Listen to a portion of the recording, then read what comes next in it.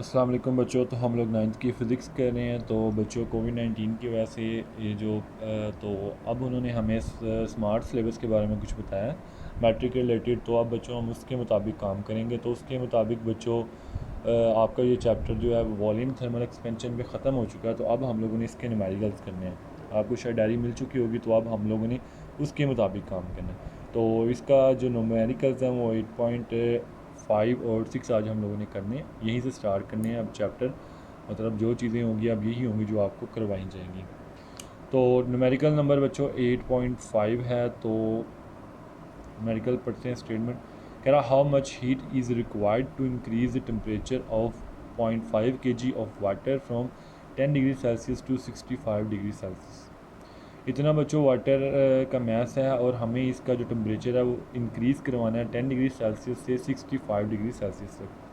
तो जो जो वैल्यूज़ दी हैं हम डाटा में लिख सकते हैं। इनिशियल टेम्परेचर दिया हुआ है, इसको केल्विन में चेंज कर लिया। फाइनल टेम्परेचर गिवन है, इसको भी हम लोगों ने केल्विन में चेंज करवा लिया। अब आप लोगों ने चेंज इन टेम्परेचर भी फाइंड कर लिया।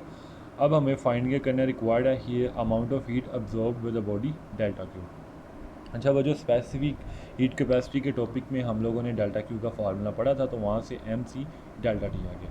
अब वैल्यूज़ हमारे पास सारी गिवन है। सी की वैल्यू वाटर के लिए हमें याद होनी चाहिए 4200 जोल पर केजी पर कैलोरी इसका वैल्यू होती है।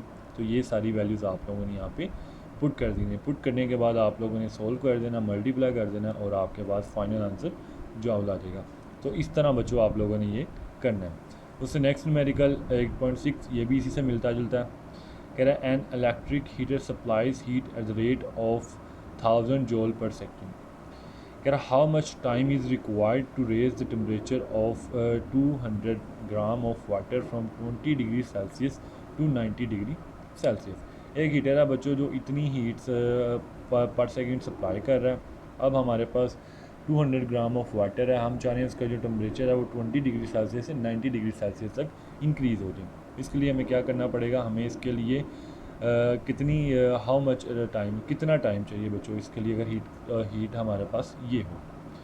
तो electric heater supplies heat at the rate, इस रेट पे वो सप्लाई कर रहा है, यानी कि पर सेकंड वो इतनी एनर्जी प्रोवाइड कर रहा है।